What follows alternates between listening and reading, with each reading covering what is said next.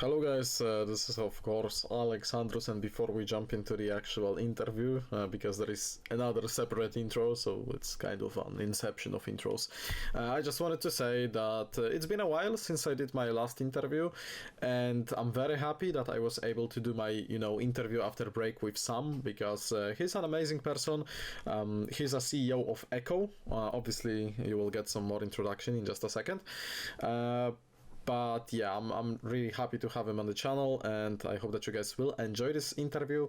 Obviously, as always, I need to let you know that I'm not a financial advisor. You should always do your own research and you should always do your own due diligence, because I don't take any responsibility for your actions. And with that being said, guys, let's roll the intro, after which you'll see another intro and the interview. So I hope that you guys enjoy, and yeah, enjoy the video.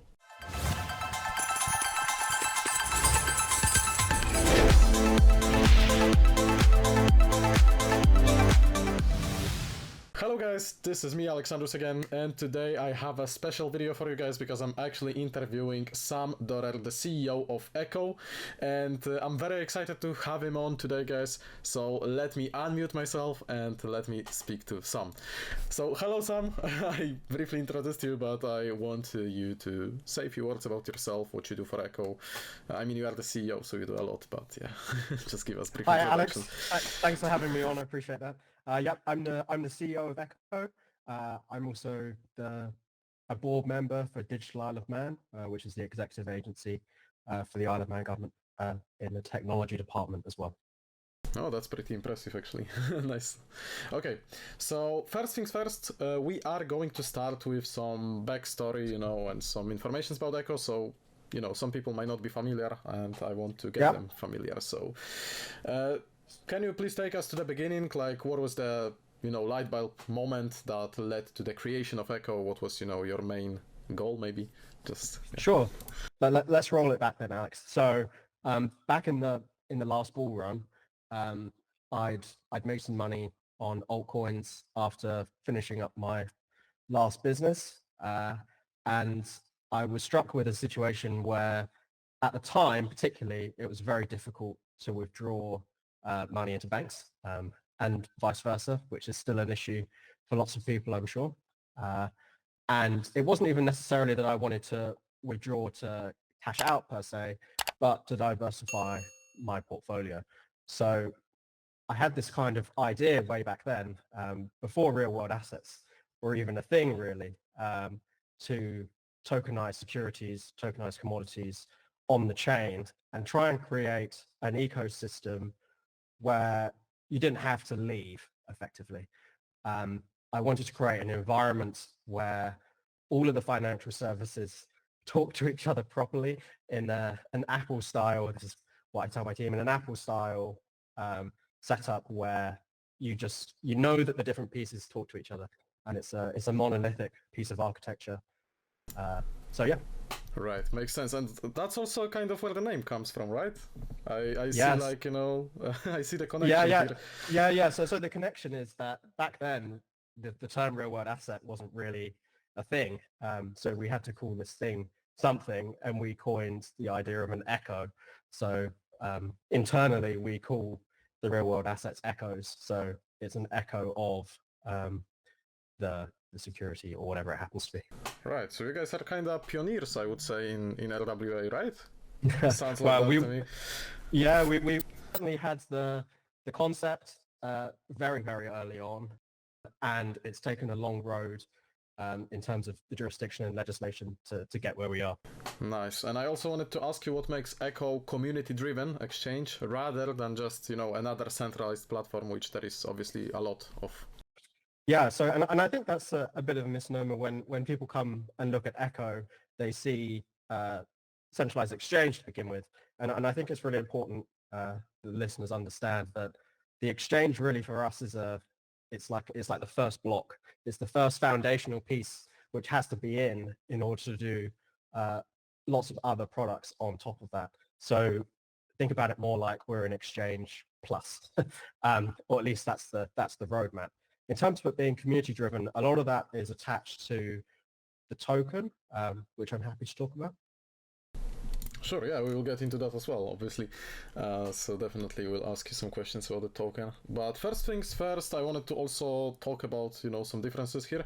What are Echo X and Echo Pro, and, how they are different, how they cater to different trader profiles, yeah, just basically explain. Sure. So Echo X and Echo Pro are a very similar distinction to something like Coinbase.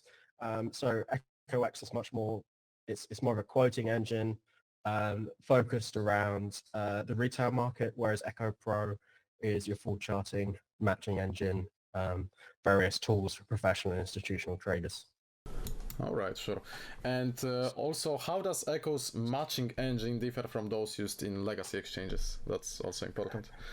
Yeah, and I think the word legacy there is quite important Yeah. because a lot of these exchanges now at this point, and I make the analogy sometimes between the way some of the AI is running through various big corporations at the moment, where if you're a legacy system, it's very difficult to strip out and put best practices in.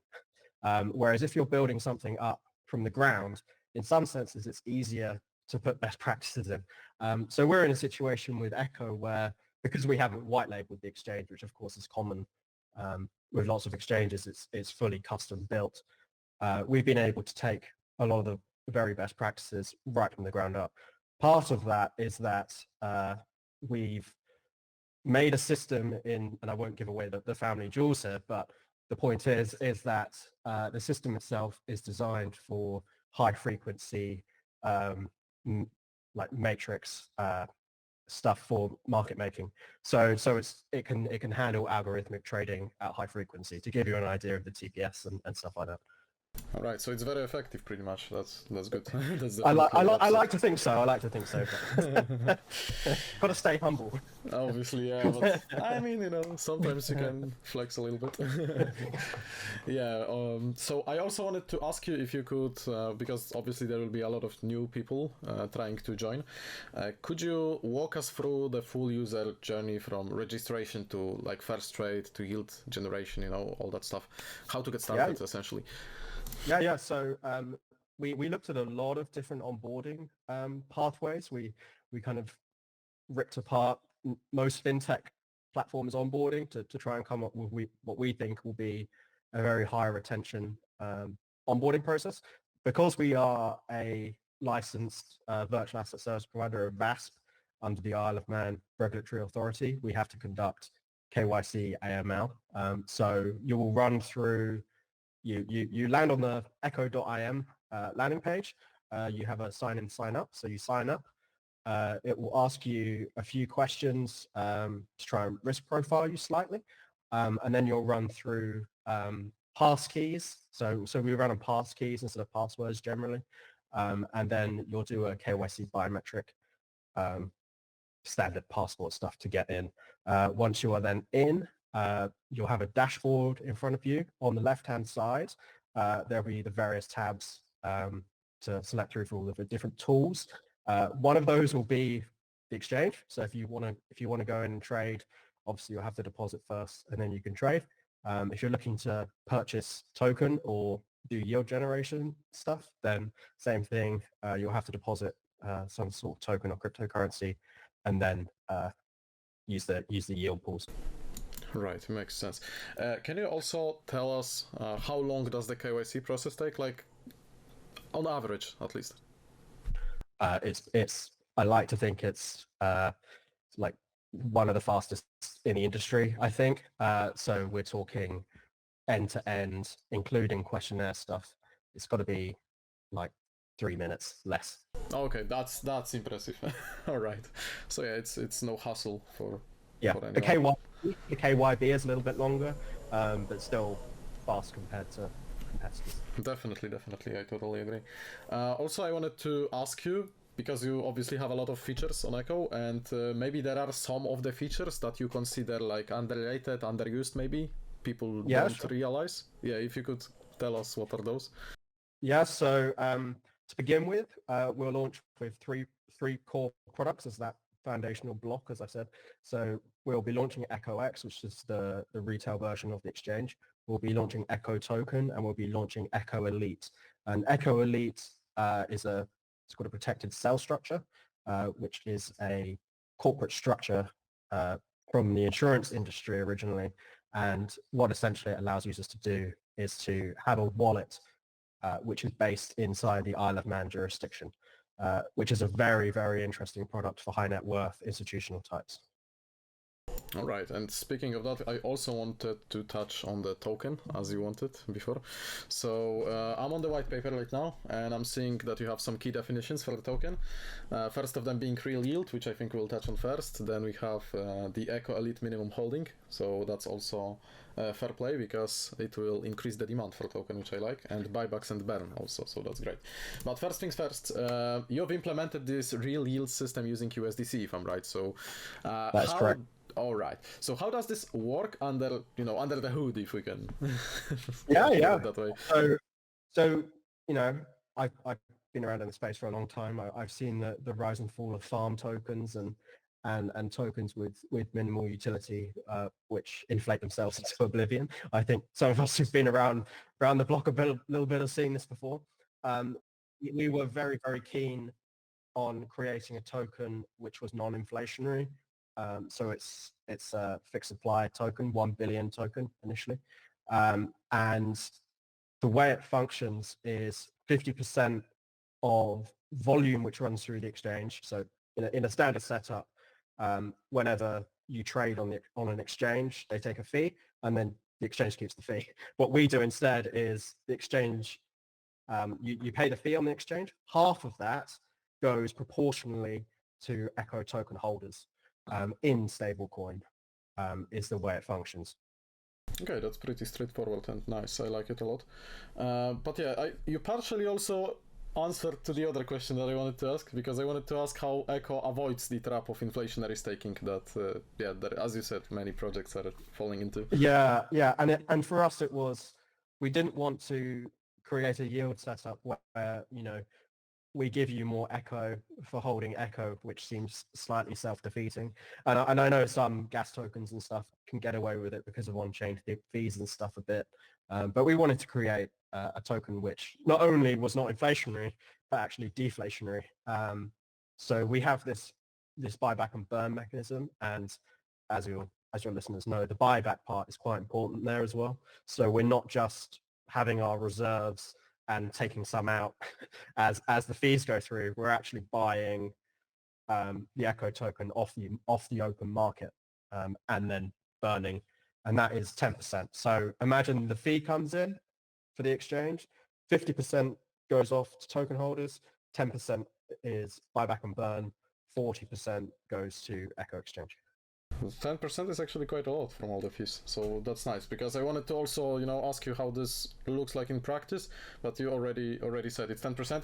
And do you burn like daily, monthly, weekly? Yeah, so the burn happens the same time as you receive yield, so it's on a daily basis. So it's like automatic, or? Yeah. Okay, nice. And people can verify it also, I assume. Yeah. There'll be a whole page inside the Echo website to do with the Echo token. So there'll be total transparency on the burn, the yield, what the fee take has been, etc. That's nice. And also another question, which I also understand now, I maybe don't need to even ask it. Why is yield only distributed in stablecoins and not Echo? But I think it's because of to avoid the inflation and stuff like that, correct? Exactly that. Yeah, it's to not give an Echo token for an Echo token. It's to give the user stablecoin, and what they choose to do, they may choose to purchase more. Exactly, I just wanted to say that. But that's for we leave that at the customer's discretion. Yeah, that's great. I like it because you give them more freedom, and there is big potential that people will use the USDC towards buying more Echo and so on. Yeah. So also, last question, considering the token, how does the yield compounding within Echo compare to traditional finance models? In Echo, I'm sorry. Yeah. Well, first of all, of course, most interest rates are calculated on an APR, and this is a daily yield return, so that massively increases the what would be considered the APR straight off the bat. We actually used to have, when in the early days of Echo, we had like a yield calculator, which we mocked up with real data. And what you'd be able to do inside this calculator was you'd have a drop down of other exchanges, and it would show you based on the volume. If Echo does the volume of this exchange, this is the yield we'd expect. And what we ended up doing is taking it down because the yield numbers looked so crazy that people thought that we were scamming. Because the amount of volume which is actually required to sustain price point is extremely minimal at this point. Nice, that's crazy actually. So there was a lot of interest in that. Yeah. Okay, fair enough. Let's talk a little bit about the governance and about legal infrastructure. Maybe boring stuff, but obviously we need to touch on it, right?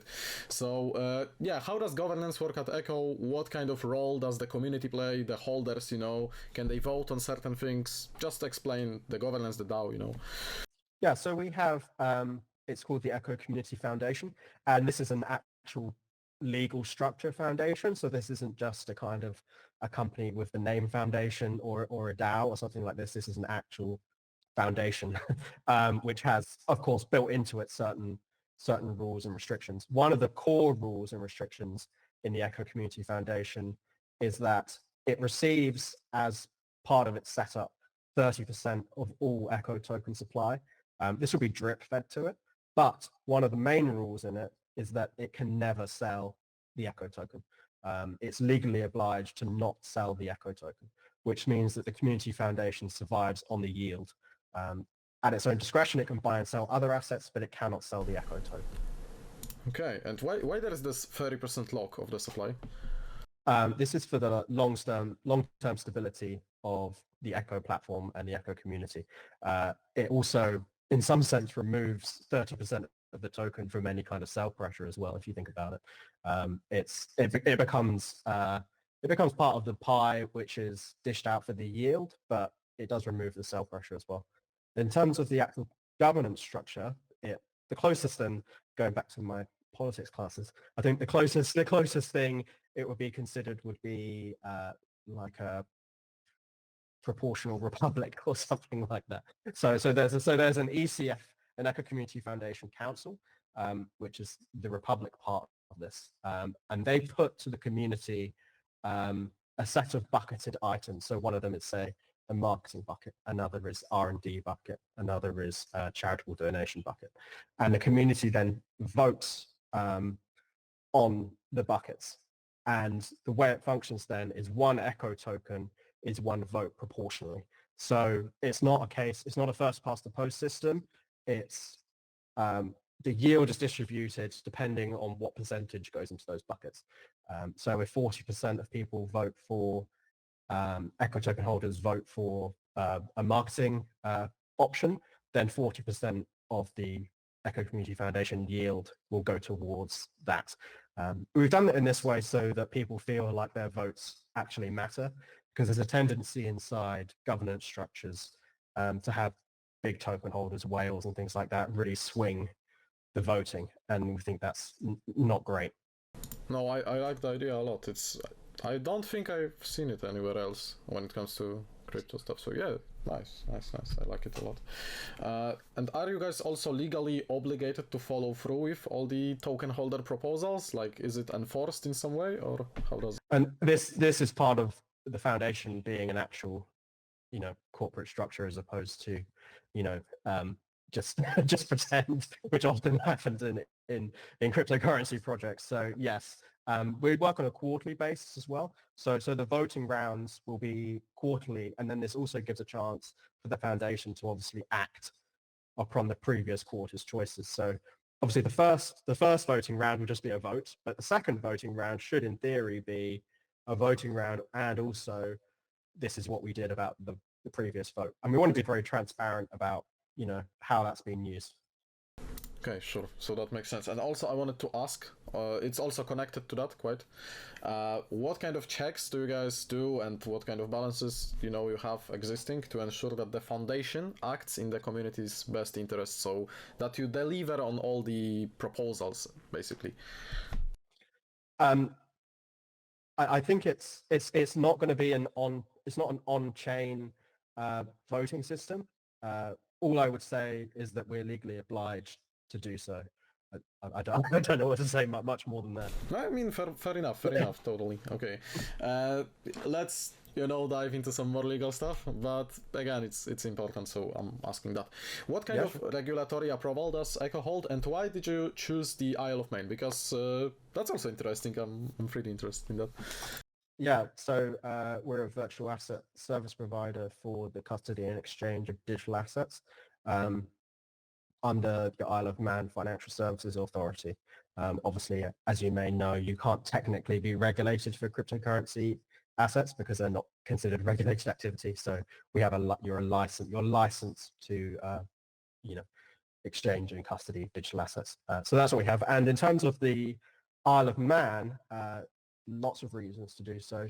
Tier 1 jurisdiction, English speaking, it's a crown dependency, has British law.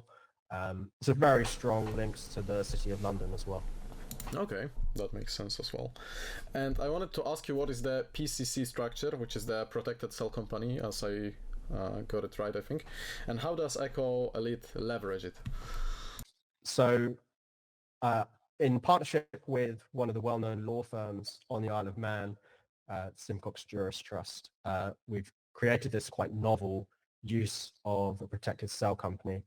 What we effectively do is we have a series of cells, or think of them a bit like companies under a company. It's slightly more complicated than that, but it's used in the insurance industry to separate liabilities, and it's been repackaged. So the way it functions then is we tie a wallet to a cell, and that cell has a jurisdiction inside the Isle of Man. So when you deposit assets into your cell, of which you are either an owner or a beneficiary, your assets are inside the Isle of Man jurisdiction. And this has lots of benefits. It has benefits from a regulatory perspective, because it means that everyone who's inside one of these is inside the Isle of Man jurisdiction. It also has tax efficiency advantages. Okay, that's good. And do you need to be like from certain countries to be able to access it, or you are available to anyone? It depends is the answer. When you're on site and you go to access, you'll see where you might fit. In general, Asian countries will have, like Singapore, Hong Kong will have the easiest time. UK and the US will have the hardest, and everywhere else is somewhere in between, as a broad spectrum piece. Yeah, but obviously that's not your fault. It's due to the regulatory stuff, so it makes sense. Can you also elaborate on the tech stack behind Echo's wallet infrastructure, and also the next thing on top of that is, why is MPC, which is the multi-party computation, important for this wallet security? So if we can have those two squeezed in. Yeah, sure. So in terms of the wallet infrastructure, we're a Fireblocks partner, which some of your listeners may know. They do institutional grade wallet security for some of the biggest players in the space. Part of that is MPC, as you mentioned, wallet security. What that is it's a centralized way of doing keys, but what happens is the keys are chopped up into hundreds of little pieces and put all over the place, which makes it very, very difficult to breach the keys. So far, and touch wood, MPC wallet security hasn't been breached. So that's what we use. It's the best in the industry, effectively.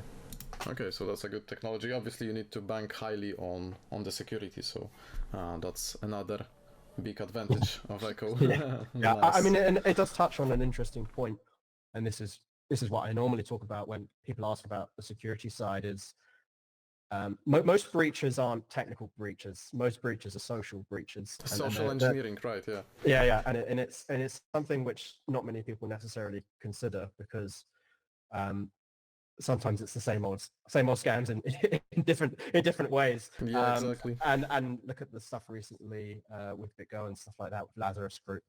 That was a social engineering job, albeit a slightly technical one, but it was ultimately a social engineering job. Yeah, totally, and it was human fault after all, from the team. So yeah, okay, nice.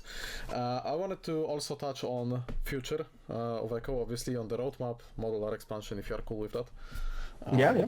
Nice. So could you give us a sneak peek at what's coming next for Echo in third quarter of 2025, obviously? Yeah. So we launch our initial product package on May 15th, so very soon. Then we have a kind of what we're calling in-house like a phase 1.5, which will release Echo Pro as the exchange.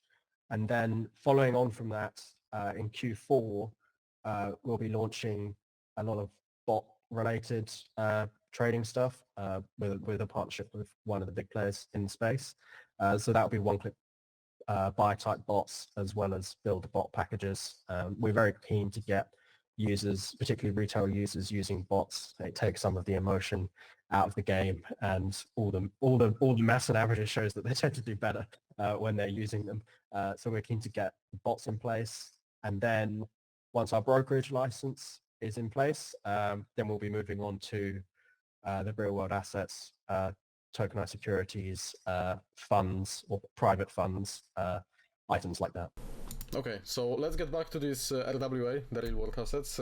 What are the plans around tokenization of them? Yeah, so we intend to create not synthetic versions, but custodied versions. And this is part of the reason why the first foundation block for Echo is a centralized one. So we call ourselves a CeFi DeFi platform, and at the beginning we are very CeFi, but the roadmap is pointing towards a CeFi DeFi blend is the intention. And philosophically, I'm much more aligned on the DeFi side, so I'm keen to get there ASAP. Part of that though is with regulated assets, the custodying of them requires a centralized element. So for us, it's important that we are the custodian, the broker, and the exchange. Okay, thank you for explaining. And also, you talked about the bots, and that got me hooked up.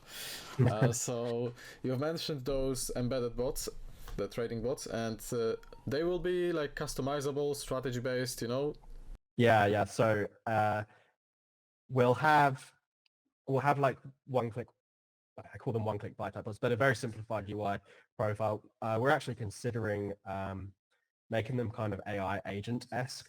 So giving these bots a kind of a personality for retail, which we think will be very effective.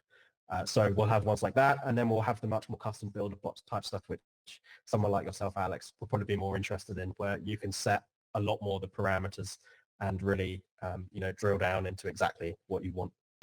Okay, nice. That's great because there will be, something for everyone.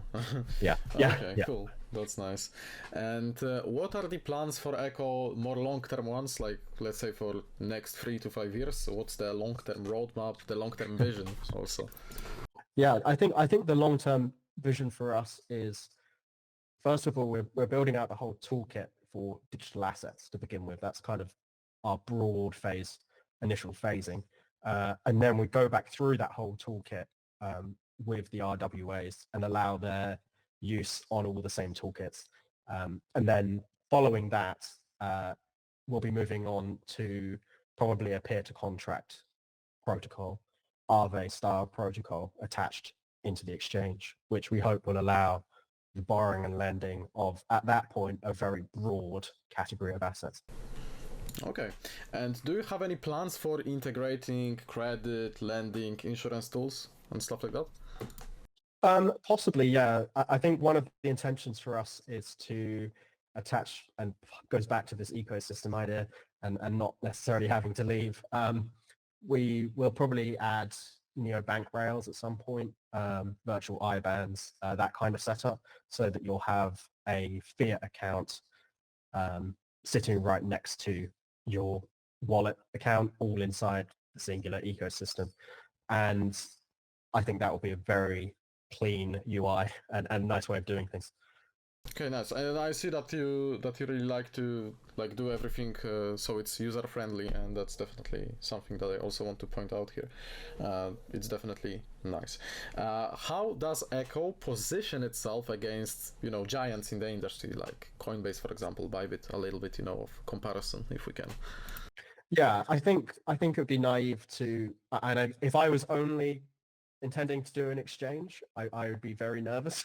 I think, and that's because, when you're going up against industry leaders which have significantly bigger budget than yourself, you have to be a bit creative. But I think part of it is, and part of the reason why we can offer such low fees as well, which are at 0.1%, is because we had a wider product pathway than just an exchange. So it allows us to have that broader package and broader view on the market. So I think that's one way where we'll compete with a broader asset range. The second way we'll compete is I hope we'll compete directly in the technology. I like to think that the exchange itself will be very, very effective. Have very nice API connections in for institutions and professional traders. It'll be very fast, etc. And the third thing, I think a lot of it comes down in some sense to the Echo token itself as well, which is, this fee yield kickback off the exchange, I think will encourage people, if it has the same features and is just as easy to use as some of these other platforms, it becomes very easy to invite your friends to this thing, because even if you're not trading, they might be trading, and then you're winning on the Echo token too.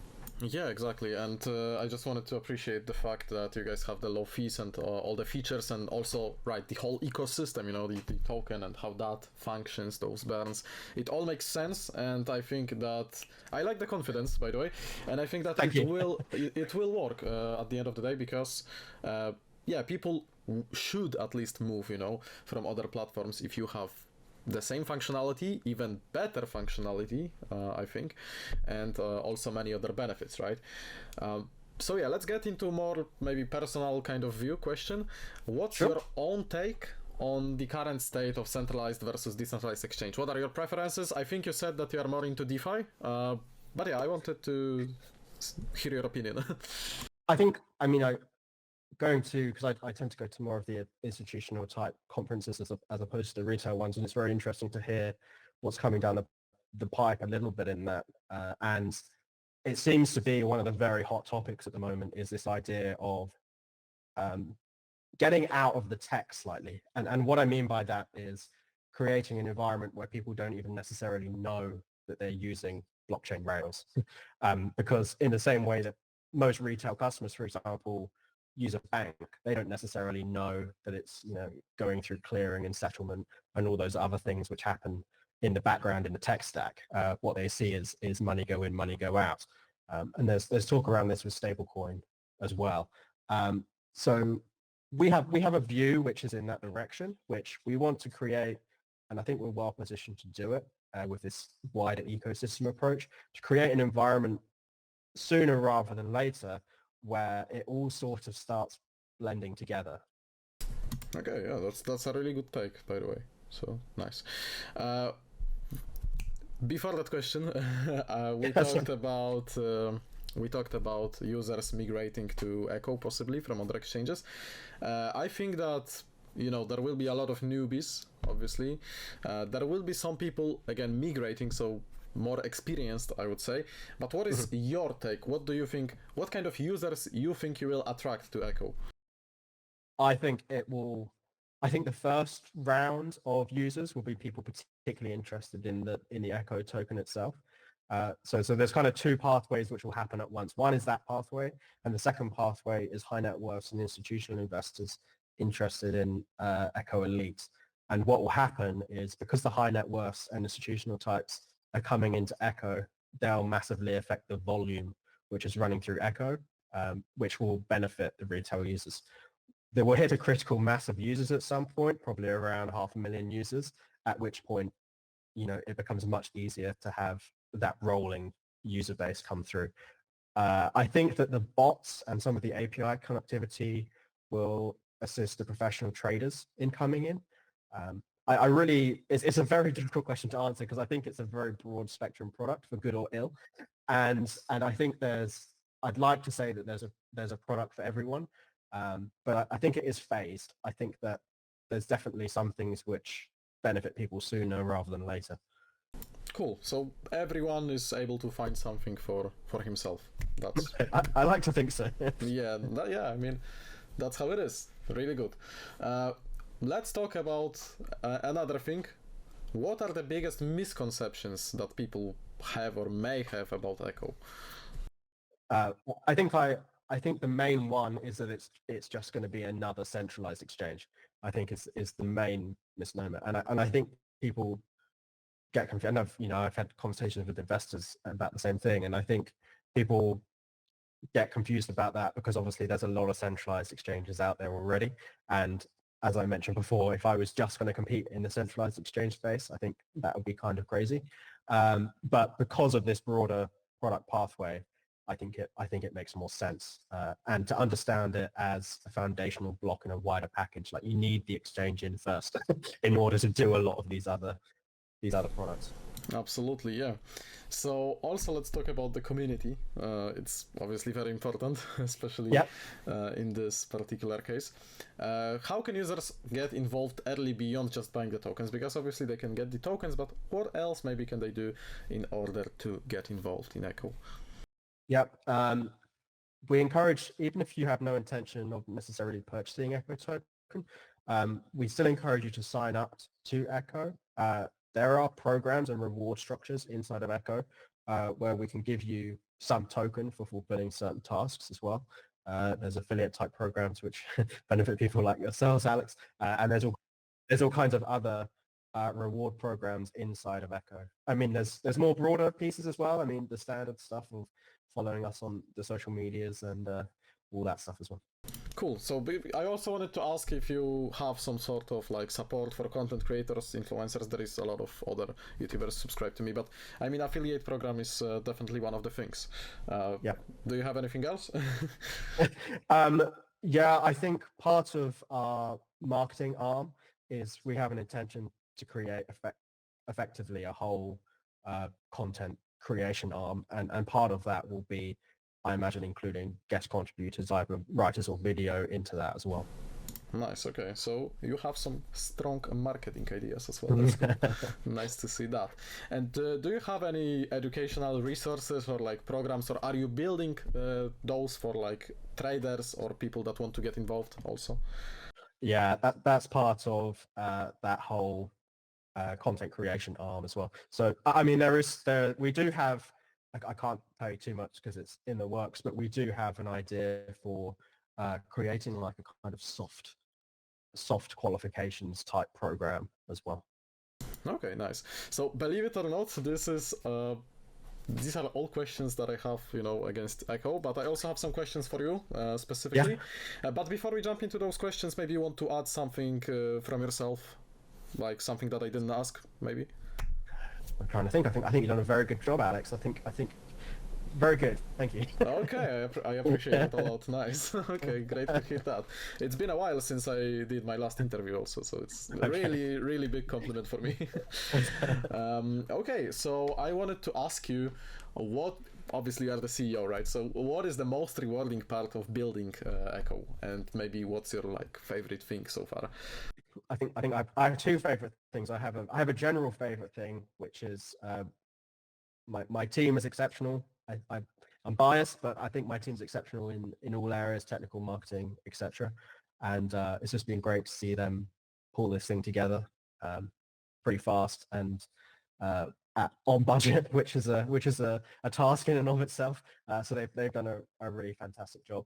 And secondly, it's been really interesting very recently because we've been building for some time now, and it's only in the last couple of weeks where we've been really able to show some of the things we're up to, and we've had such a great response from people that really like the concept and the product. It's kind of quite satisfying to know that you've been on the right track. Nice, and obviously, having the dream team is also a huge factor. So it's nice to hear that. I've seen it on the site as well. So yeah, I was just scrolling through, but yeah, nice, definitely strong point here. So let's talk a bit about crypto in itself, about the industry. If there is like one thing that the industry still gets wrong and you think you could maybe fix it or have a solution for it, what would you call out and what would be the solution perhaps? Oh, this is a hard one. What would I say? I think that I don't know if it's even really necessarily a cryptocurrency thing, but I think I'd say that lots of people who are in cryptocurrency are kind of seeking freedom or seeking the ability to leave their 9 to 5 maybe if they do very well and all of that kind of thing. And I would just really encourage people when you get there to do good with it, I suppose I'd say. And then I think there's a tendency for people to kind of turn into absolute degenerates, I suppose. Exactly. And there's a case to be made, I think, for what do you do with your freedom once you have it? Yeah, totally. So yeah, I also wanted to ask you what would be your advice to new, entrepreneurs or new people generally investing in crypto, trying to enter this Web3 space, this crypto space. Yeah. What would be your best advice for them, except not being a degen, obviously? I think it's on that comment. It's a bit tongue in cheek, but I think the case remains.